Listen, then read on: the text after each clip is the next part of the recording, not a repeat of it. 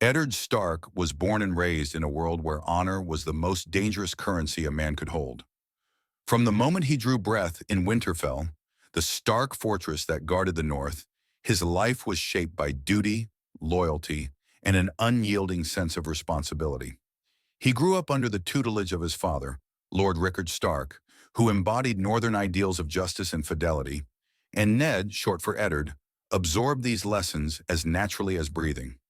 His older brother Brandon possessed a more fiery spirit, and his younger siblings, Lyanna and Benjen, were woven into his life's tapestry, each carrying traits that distinguished them as uniquely Stark. The North was not a gentle place. It demanded stoicism and pragmatism. Yet the love that existed in House Stark was strong in its own quiet way, and Ned's formative years were spent in the hearth-warmed halls of Winterfell, absorbing the beliefs that would ultimately guide every choice he made. As a child, Ned heard the whispers of the realm's complexities, but like most young lords, could not fully grasp what lay beyond the snows of the north. The rebellion that would later define him and countless others was not yet on the horizon. He admired his elder brother's confidence and watched Brandon's boisterous laughter echo in the courtyard, all while forging a deep bond with his sister Lyanna. She was nothing like most highborn ladies, swift on horseback, reckless with her passions, and uninterested in the roles that society pressed upon her. Lyanna's free spirit fascinated Ned, who was by nature careful and measured. He kept a watchful, protective eye on her, believing it his duty as a brother, even as she raced into adventures he would never dare on his own. Yet as fate would have it, the storms building beyond the north would soon sweep him and his entire family into a tide of war. When the Mad King, Aerys Targaryen, oversaw the torture and execution of Ned's father Rickard and his brother Brandon, the course of Ned's life changed forever. In a single terrible moment, he lost the family members he looked up to most. Suddenly, he was forced to stand as the new heir to Winterfell, the next Stark to guard the ancient seat of the North. The tragedy was not only a personal loss, but also a call to arms. It was a spark that, combined with the abduction, or so they believed, of Lyanna by Prince Rhaegar Targaryen, ignited Robert's rebellion. Young Ned found himself swept into a war he had never sought, a conflict led by his closest friend, Robert Baratheon. Ned had always admired Robert's larger-than-life spirit, but none of their shared hunts, banter, or feasts could have prepared them for the brutality that was to come. Throughout the rebellion, Ned clung to the code of honor his father had instilled in him. He marched and fought, not for glory, but because he believed in duty. He risked his life time and again, forging alliances and pressing south into lands he had never seen. The camaraderie he experienced and the tragedies he witnessed honed him into the quiet, resolute man the realm would come to know. In time, the Mad King died, the Targaryen throne toppled, and Robert Baratheon ascended as King of the Seven Kingdoms. For Ned, the war's end was marked by one more heartbreak. At the Tower of Joy in Dorne, he discovered the price his sister had truly paid. Lyanna died in a lonely bedchamber, yielding to childbirth. In her final moments, she laid upon Ned the greatest burden of his life, a secret that her child was not Robert Baratheon's, but belonged to Rhaegar Targaryen, her lover, and, to her mind, her rightful husband. Knowing that Robert's hatred for Targaryens burned hotter than the fiercest furnace, Ned realized that this boy would be in mortal danger if his parentage were ever discovered. Honoring Lyanna's last request, Ned concealed the truth, calling the child his own bastard son, Jon Snow. The lie cut against everything he believed, yet he chose to shoulder it rather than risk the boy's life. Thus, his sense of honor demanded one more layer of deception for the sake of a promise. Ned Stark emerged from these trials quieter and more introspective than ever. The violence of Robert's rebellion had battered him, and the knowledge he carried weighed on his soul. He returned to Winterfell, took his place as Lord, married Catelyn Tully, though originally she had been betrothed to Brandon, and began a family that he cherished. In that steady life, he sought refuge from the war's ghosts. Time marched on. Ned raised Robb, Sansa, Arya, Bran, and Rickon as best he could, and though he could never fully display affection for his supposed bastard Jon Snow, he treated him with as much decency as his impossible situation allowed. Ned built a reputation across the realm as a man whose word was as strong as castle walls. Many found his rigid sense of honor either admirable or hopelessly naive, depending on where they stood. Yet within the North, no one doubted his fairness or dedication to duty. When King Robert arrived in Winterfell years later to name Ned as his new hand of the king, Ned accepted reluctantly. He recognized the kingdom was unstable, that the Lannisters, particularly Queen Cersei, seemed to be consolidating power and playing a game of alliances to their advantage. Robert all but begged Ned to help him navigate these treacherous waters. Though leaving the North pained him, Ned believed that his loyalty to Robert demanded his service in the capital. This decision would set off a chain of events that tested Ned's convictions to their utmost limits, culminating in what many believed was his tragic downfall. At King's Landing, the machinations of the court overwhelmed him. He uncovered that Joffrey Baratheon was not Robert's son at all, but rather the child of Queen Cersei and her twin brother Jaime, making the boy a product of incest and therefore a pretender to the throne. In Ned's view, the rightful heir was Robert's brother, Stannis Baratheon. Yet Ned had little time to act, for Robert was gravely wounded by a boar shortly after. As Robert lay dying, the future of the realm hinged on whether Ned could expose the truth in time. In the history we know, Ned Stark failed. He was betrayed by Lord Pater Baelish, Littlefinger, and declared a traitor under the new King Joffrey's edict. Joffrey, in a shocking display of cruelty, ordered Ned's execution, disregarding the counsel of his mother and Sansa Stark's desperate pleas. The North, outraged, rallied behind Ned's eldest son, Robb. Chaos erupted, ultimately known as the War of the Five Kings, where multiple claimants, Joffrey, Stannis, and Renly Baratheon, along with Balon Greyjoy's attempted independence, and eventually Robb Stark's push for northern sovereignty, plunged the realm into bloodshed. Ned's execution was often cited as the first major tragedy that set the entire kingdom aflame. But let us imagine a world where Ned was spared in those last moments. Suppose that Joffrey, influenced by Cersei's admonishments and Sansa's desperate pleas, showed mercy. Perhaps he still craved a display of power, but chose, in that moment, a different way to assert his authority. Instead of ordering Ned's head to roll, he commanded that Ned be stripped of his title and forced to join the Night's Watch. To the city's people, Ned would remain a traitor, but he would live, bearing the black upon the wall for the remainder of his days. This single alteration, this fleeting act of mercy or political cunning, would send ripples across the Seven Kingdoms, altering alliances, wars, and the hearts of men in ways impossible to fully predict. In this altered future, news of Ned Stark's survival would still have reached the North, but not as a mere rumor that he had been executed and that the Lannisters disrespected his remains. Instead, word would spread that the king had branded him a traitor, taken all his honors, and exiled him to the wall. At first, many of the Northerners might assume that to exile Lord Stark was as grave an insult as execution. They had rallied under Robb Stark to protect their lord and retrieve his sisters, but now they were confronted with a new reality. Ned lived, yet in disgrace. The question was whether the North would accept that the rightful Lord of Winterfell had been compelled into the Night's Watch. Many lords, proud and indignant, might have refused to recognize any southern decree that stripped Ned of his station. They might argue that Joffrey's order was illegitimate, given that Joffrey had no lawful claim to the throne. Others, mindful of the complexities, might hold their swords for the moment, uncertain if war was still the right path or if negotiation might secure Ned's release and safe return.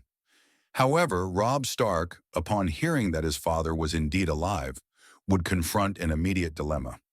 His declared purpose for calling the banners had been to free Ned and ensure that the Lannisters did not hold his sisters captive. With Ned's life ostensibly spared, though not truly freed, how would Robb move forward?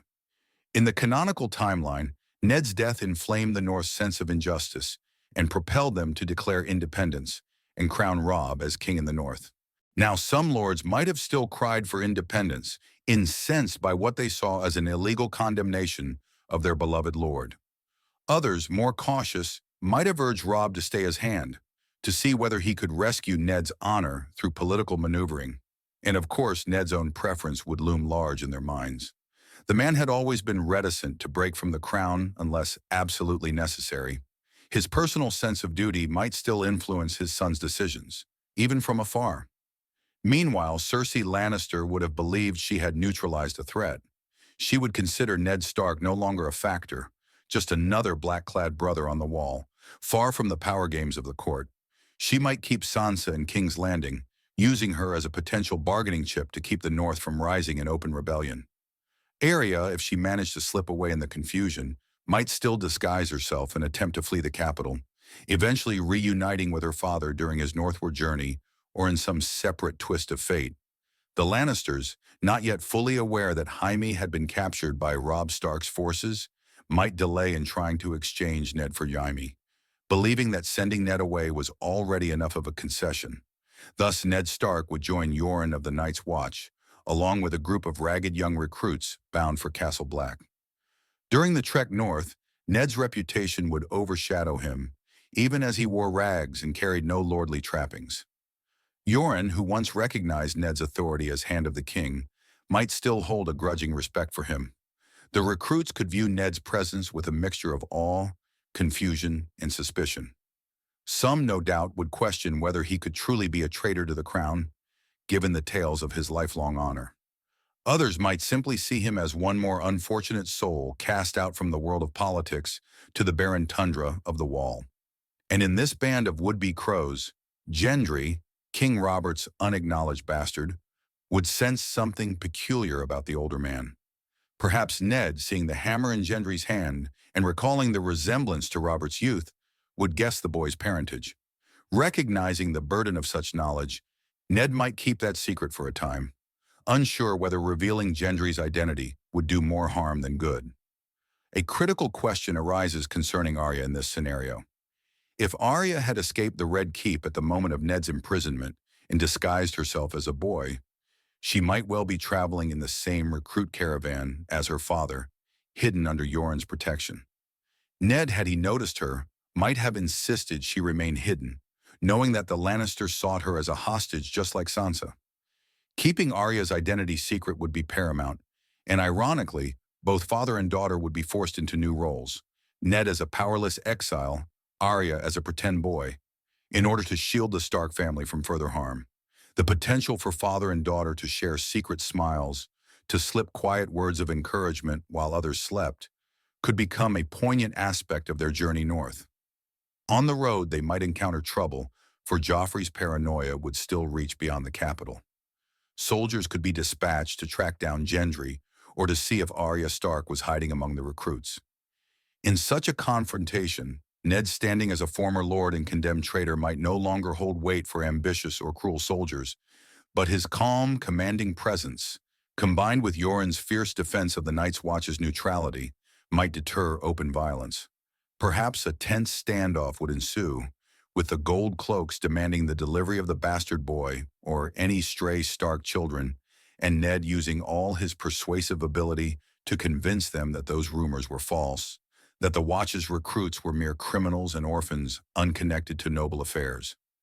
In a narrower timeline, there could be scuffles and bloodshed, though one might imagine that Ned's survival could hinge on the fact that the Watch was theoretically under the Crown's protection, making it politically dicey for the soldiers to risk slaying them on the King's Road without direct royal orders.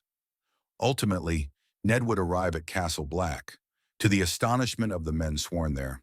The Lord Commander, Jorah Mormont, would greet him with a stony curiosity. Mormont admired Ned's father, Rickard, and would likely recall Ned's role in Robert's rebellion. Seeing the newly arrived traitor in a Night's Watch cloak might move Mormont to question the integrity of the accusation. But the Night's Watch was no place for politics, or so they claimed. Men arrived as criminals, bastards and cast-offs of the realm, leaving their past identities behind. Ned would quickly find that the vow of the Watch, to take no wives, hold no lands, and father no children, carried a particular sting.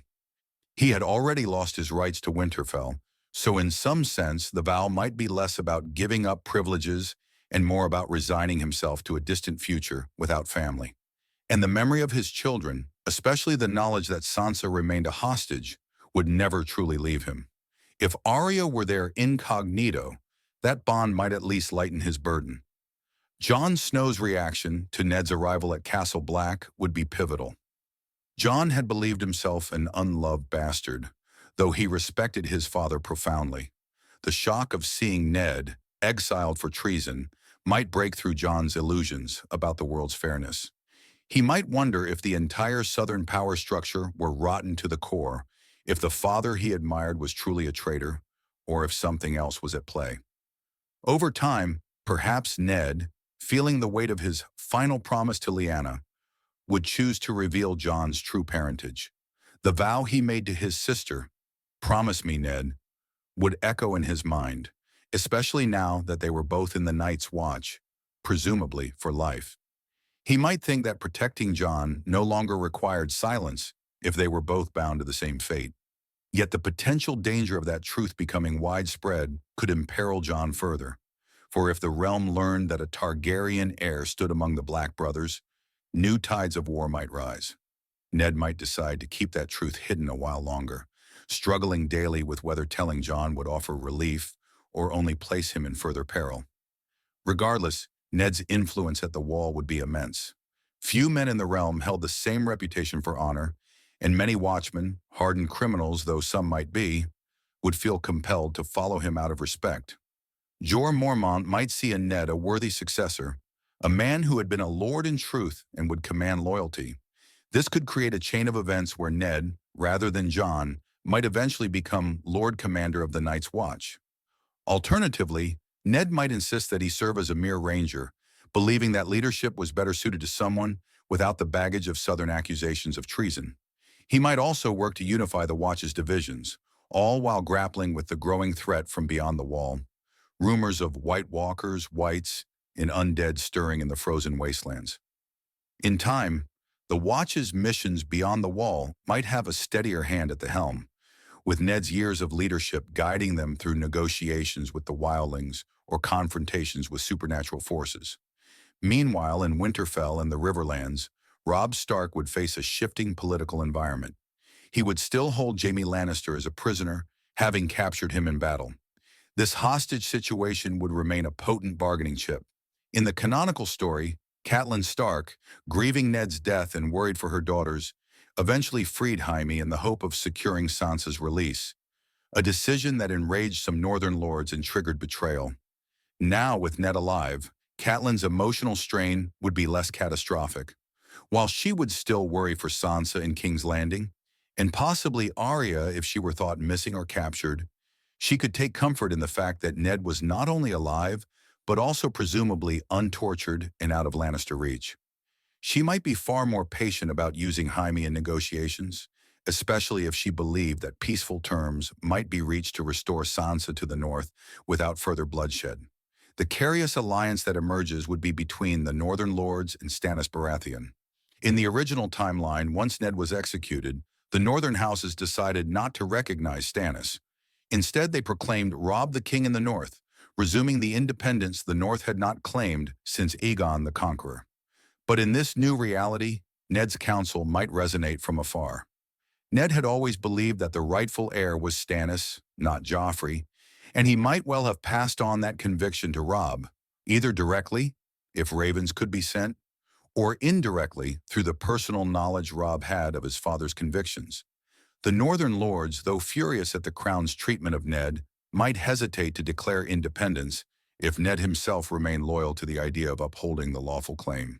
They might instead choose to back Stannis against Joffrey and the Lannisters, hoping that this alignment would secure them better terms for Ned's eventual pardoning. Robb Stark would then lead his forces not necessarily as an aspiring king, but as a warden claiming justice for his father and the realm. This alone would drastically reconfigure the War of the Five Kings. Instead of 5 kings, it might be 4. Joffrey, Stannis, Renly, and Balon Greyjoy. The North, if it commits to Stannis, would not be seeking secession. This realignment would deny Balon Greyjoy the same strategic opportunities because the North might remain more unified. And without the impetus of Ned's death, Theon Greyjoy might think twice about betraying the Starks. Ned's continuing influence, even from afar, could keep Theon's loyalties more securely bound to Robb, or at least cast serious doubt on Theon's desire to prove himself to his father. House Bolton might also find fewer opportunities to betray the Starks. In the original timeline, after Ned's death, Robb's hold on the North was strong, but gradually weakened by internal strife. By the loss of the Karstarks after Robb executed Lord Rickard Karstark, and by the precarious alliances that required him to cross the Twins. The Red Wedding was orchestrated by Walder Frey and Tywin Lannister, abetted by Roose Bolton, who sought to gain from the downfall of the Starks. In this new world, fewer reasons exist for Walder Frey to orchestrate that level of betrayal if Robb does not break his marriage pact or if the war's scope changes. Robb might still need the Twins to cross into the south, but the impetus for proclaiming himself king in the north might not arise, so the marriage agreement could remain intact, meaning Robb might well marry a Frey girl as originally promised, thus eliminating Walder Frey's chief cause for resentment. With Ned alive, Catelyn's emotional stability remains stronger, and the entire Stark cause might hold a firmer moral and diplomatic footing. Sansa Stark's situation in King's Landing would remain precarious, but perhaps less brutal than before. Originally, after Ned's execution, Joffrey tormented her, forcing her to look upon her father's head on a spike and subjecting her to humiliation. In a world where Joffrey spared Ned, his sadistic streak might not lessen, but his sense of triumph could manifest differently. He might see Sansa as a pliable hostage, someone to keep quiet and docile as a means of controlling the North. In her young mind, Sansa might even cling to the idea that Joffrey had shown mercy to her father, inadvertently fueling some naive hope that he could be a good king if only she obeyed. Her illusions about Joffrey might thus endure longer. In the original timeline, witnessing her father's execution shattered Sansa's illusions swiftly, but now, with Ned alive, she might not confront that devastating trauma. The result could be that Sansa remains more trusting of the Lannisters, at least for a time, or is more easily manipulated by Cersei. The deeper manipulations of the court, especially those orchestrated by Petyr Baelish, might cast Sansa in a new precarious role as the beloved but naive northern girl under the Queen's thumb. This tension could either keep her safe temporarily or subject her to cunning intrigues that would shape her future differently. Beyond the southern theater, a new dynamic emerges in the north. Ned's presence at the Wall is not just a personal footnote, it is a crucial factor in how the Night's Watch might prepare for the White Walkers. With a leader as esteemed as Ned Stark among them, the Watch could face the threat beyond the Wall with renewed vigor. When the Wildlings move under Mance Rayder and the rumors of the undead become undeniable, Ned's voice might lend greater urgency to the realm's response. He could send ravens south with more credibility than many of his predecessors, possibly compelling the lords of Westeros, especially Robb and Stannis, to pay more heed to the ancient threat. The War for the Dawn might begin under better circumstances, with a more fortified and unified watch. This could shift the entire endgame of the realm's conflicts. The living might stand a stronger chance if they are forewarned and well led by a man as steadfast as Ned Stark. The existence of Jon Snow's parentage remains a time bomb of sorts. If Ned, in this scenario, chooses at some pivotal moment to reveal to Jon that he is truly Aegon Targaryen, would Jon feel compelled to leave the Night's Watch or challenge for the throne? The Watch's vows forbid him from claiming any crown, from taking any wife, or fathering children. Thus, if the realm discovered that the rightful Targaryen heir wore black, it might spark new conflicts or lead to complicated political negotiations. Ned would likely try to dissuade him from any such claim, emphasizing that the realm needed stability, not another war. Yet the knowledge would surely torment Jon, testing his sense of honor in ways as profound as they had once tested Ned himself. Gendry's situation might be a parallel thread. If Ned notices Robert's likeness in the boy and reveals to him that he is Robert's bastard, Gendry might also confront the fact that he too has royal blood and might theoretically be recognized as a Baratheon. He would discover that forging swords was far simpler than forging one's destiny, especially when that destiny carried the weight of potential kingship. In the hush of Castle Black's courtyards, Jon and Gendry might forge a friendship based on understanding how heavy such secrets can be. All the while, the War of the Five Kings, or in this variant, perhaps 4 or fewer, would rage on in the south. Stannis Baratheon, with his unyielding sense of justice, would push to claim the Iron Throne, brandishing the knowledge that Joffrey is illegitimate. Renly, with the backing of the Tyrells, might still proclaim himself king, believing that the realm would never accept stern, humorless Stannis. The Lannisters would scramble to keep their hold on the throne, using Sansa Stark and any other leverage they can muster. Tywin Lannister would likely be vexed by the fact that Ned's survival had not cowed the North so much as enraged it further. He might dispatch envoys to bribe or manipulate Walder Frey and Rose Bolton, seeking ways to sabotage Robb's alliances. But if Robb keeps his promise to wed a Frey girl and maintains unity among the Northern and Riverland lords, Tywin's usual tactics might find fewer openings. The entire battlefield shifts. With the Freys placated by a fulfilled marriage pact, the Karstarks never losing their lord to Robb's execution, and the Boltons lacking a perfect moment to betray them, the Stark-Baratheon alliance might become a formidable force. Possibly at a major confrontation, such as the Battle of the Blackwater, Stannis might see additional northern troops reinforcing his lines. If they coordinate effectively, Joffrey and the Lannisters could be unseated sooner rather than later. The realm might be saved months or years of bloodshed, though it would still suffer from the tumult of civil war. Once Stannis won, if he did, Ned's name could be cleared. Indeed, Stannis might feel honor-bound to restore Ned to his seat as Lord of Winterfell, thus forcing a question: would Ned accept that role if he has already sworn the vows of the Night's Watch? By oath, once a man dons the black, his watch is for life. An honorable man like Ned would not break that vow, even if offered a pardon by the king. He might remain on the wall, encouraging Robb to rule in his stead, or stepping aside so that Robb could continue as the official Lord of Winterfell. The dynamic between father and son would be touched by duty, Ned wanting to protect Robb's interests in the south, but also unwilling to dishonor the vow he took under duress. Perhaps Ned would see it as the best of all possible outcomes, to remain a sentinel in the north, guarding the realm from threats beyond the wall, while his children rebuilt the fractured territories. He might even attempt to petition Stannis to guarantee Sansa's safe return. Freed from the necessity of marriage to Joffrey, Sansa could join her family once more. In this alternate tapestry of events, the realm would continue to face countless difficulties. The threat of the others beyond the wall, the instability caused by the diminishing trust between the great houses, the ambitions of lesser lords always seeking advantage, and the intricacies of far-flung powers such as Daenerys Targaryen across the Narrow Sea. Yet the linchpin here is that Ned Stark's life, spared in King's Landing, stands as a bulwark of a different path. The heartbreak that once propelled the North into a frenzy of vengeance might be softened, replaced by a measured approach that unites powerful factions under a more legitimate banner. The personal cost to Ned remains high. He is exiled, stripped of his title, forced into black robes, kept from his wife and younger children. But he is alive, and his counsel, recognized by friend and foe, shapes the realm's future. Such a future might avoid the devastation of certain tragedies.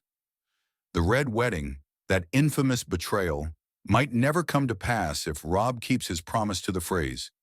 If Tywin Lannister finds himself unable to orchestrate such treachery in time, or if the war's momentum shifts more quickly to favor Stannis. Great houses like the Boltons might remain in check. House Greyjoy's rebellious ambitions could be curtailed if Theon remains loyal to the Starks, remembering how Ned raised him with a firm but not unkind hand. Sansa, no longer forced to watch her father's head on a spike, might retain more innocence initially, but would still have to learn to navigate the Red Keep's serpentine politics if she remains betrothed to Joffrey. Cersei might attempt to manipulate the situation to keep the North in line, but her cunning would face the combined vigilance of the North's lords, who are outraged yet not decapitated. Arya, safe under her father's watchful eye, if her presence is revealed, would learn lessons of survival from him rather than from a cruel outside world. She might still develop her fierce independence, but with a tempered sense of security, standing beside the father she idolizes. The greatest difference, however, might be in the readiness to face what the Night's Watch truly stands against. Without the chaotic background of the War of the Five Kings on the same scale, the Watch might gather resources more easily. Messages from Ned about the ancient threat might be taken more seriously by a realm that respects his name. If the wildlings under Mance Rayder mass at the wall, the Starks and their bannermen might not be too embroiled in civil strife to answer the call for help. Instead of a handful of black brothers desperately trying to hold the line, an alliance of northern lords might provide men, supplies, and leadership. The resulting conflict with the others could proceed quite differently, with Ned Stark's unwavering sense of duty leading the realm's first line of defense against the White Walkers. Jon Snow, torn between his identity as Ned's bastard and the truth of his Targaryen lineage, could be guided by Ned's fatherly counsel, forging a more coherent plan for the entire realm's salvation. When the undead finally surge forward, the living might unite sooner, led by men and women whose hearts are not as weighed down by betrayal and sorrow. Still, some tragedies might be unavoidable, for the nature of the White Walkers is a cosmic threat, not a petty political game. But the difference could lie in the realm's preparedness, in the moral center provided by Ned's survival, and in the more unified stance that emerges among the houses of Westeros when they are not quite so deeply mired in division. Daenerys Targaryen's story across the sea would remain an unknown factor. Perhaps she would still hatch dragons and rise to power. If she learned that her nephew, Aegon Targaryen, Jon Snow, was living in the north, would she sail for Westeros sooner? Would she attempt to ally with him or see him as a rival? Might Ned, forced into revealing the truth, facilitate a cautious alliance if it meant bringing dragons to the realm's defense against the icy horrors to the north? In all these swirling possibilities, the single change remains the same. Ned Stark survived. The foundation of that survival was a moment's decision by Joffrey Baratheon, whether motivated by mercy, cunning, or whim, to spare the man's life and condemn him to the wall. That choice set a new path, giving Ned the chance to continue influencing not only his children's fates, but the fate of the entire kingdom. Honor, often dismissed as foolishness in the cynical courts of the South, might stand a better chance when its chief champion still draws breath. The sorrow in Ned's eyes at losing Winterfell and living as a traitor in the world's eyes would run deep. Yet he would carry on, just as he always had, for the sake of duty, family, and the promise he made to Lyanna so many years before. In such a world, the tragedy is not that Eddard Stark's life ended too soon, but rather that it continued in darkness, on a cold wall, separated from the home he cherished. And yet from that vantage point, amid the ravens and the bitter winds, he might stand watch over the realm he loved, forging alliances to thwart a far greater threat than any petty southern squabble. Even without Winterfell's lordship, Ned Stark's presence in the world would serve as an anchor for countless loyalties. The great houses might pivot toward more just or measured policies, the Watch might rise in competence to meet the terrors of winter, and the Targaryen question might emerge in a more controlled manner, guided by Ned's cautious sense of responsibility. The trauma inflicted on the Stark children might be lessened. Sansa would endure captivity, but not the shattering horror of her father's violent death. Arya would remain far closer to her father's protective oversight. Robb would not feel the need to break away so drastically from the Iron Throne, and so might navigate war with a steadier hand. Yet nothing in the Seven Kingdoms ever remains still, and cunning figures like Littlefinger, Varys, and the lords of the various houses would still spin their webs. The difference here is that one moment of mercy would have kept a vital piece on the game board, a piece that might counterbalance the darkest designs. Ned Stark would persist, bearing the black cloak of the Night's Watch while the wheels of fate turned around him. This single shift in history might well spare thousands of lives otherwise lost. The War of the Five Kings might be curtailed, or at least reshaped, sparing Westeros a measure of the devastation it suffered in the canonical timeline. Lesser lords who once seized the chance to betray the Starks might hesitate, uncertain of Ned's continuing influence. Alliances might remain more stable. With the North at least partially placated, Tywin Lannister might not be able to orchestrate the same cunning horrors. And if Stannis found success earlier, the realm might unify behind a king who recognizes the threat of the others, his sense of duty perhaps aligning with Ned's. Thus, when winter arrived in full force and the White Walkers marched, Westeros would stand on a more united front. Ned would reinforce the watch from within, sending urgent messages to the realm about the need for men, dragonglass, and alliances with the Wildlings, who were more aware of the threat than any southern lord. The resulting conflict would still be monstrous and epic, but the living might find themselves with better odds. Perhaps the memory of Eddard Stark, this time not just a tragic martyr, but a vigilant guardian, would echo across the land, inspiring men and women to fight for a cause greater than crown or personal ambition. The songs that bards sang of House Stark might shift from lamentations of betrayal to praises of perseverance. And at the heart of it all, a man once called a fool for his unyielding sense of right would remain resolute, continuing to protect the realm as he had always done, only from a different vantage point on the cold, eternal ramparts of the wall. No single event in Westeros existed in isolation. Each action triggered countless reactions. By preserving Ned Stark, the realm's tapestry rearranges itself in ways both subtle and profound. Some lines of fate converge where they once diverged. Others unravel. Honor once dismissed gains renewed influence. Wars may still be fought, but with different motives and outcomes. The children of the Stark household might retain more hope, forging the bonds of family and adversity rather than mourning irreparable losses. The barons of chaos, Littlefinger, and other opportunists might have to adapt or risk being outmaneuvered by the new reality. All of this stems from that ephemeral twist, Joffrey's decree, under Cersei's guidance or Sansa's pleas, to exile instead of execute. In the end, whether this new course leads to a brighter dawn or a darker winter depends on factors beyond any one man's control. Dragons might still cross the sea, intrigues could still fester, and betrayals might arise in new forms. But a Ned Stark who lives is a guiding star in a tumultuous sky, a moral center around which others might rally, or against which they might conspire. Either way, the game changes. The realm might see less bloodshed among its great houses, possibly standing more unified when the final menace from beyond the wall becomes undeniable. And though Ned Stark's personal sacrifices would remain immense, the memory of his father's and brother's fates, along with his sister's dying wish, would guide him as a silent sentinel, determined to protect the living until his watch truly ended. Thus, to ask how Westeros might fare if Eddard Stark did not lose his head upon Joffrey's whim is to unravel an entirely different story. Here, Ned Stark's quiet resolve remains an active force in the world, shaping kings' decisions and inspiring loyalty in the rank and file. His children, rather than scattering to the winds in despair, might grow under a shade of hope, forging new alliances with knowledge that the man they love most still draws breath. The direwolves, symbols of House Stark, might roam their homeland without the grief that defined them in the original telling.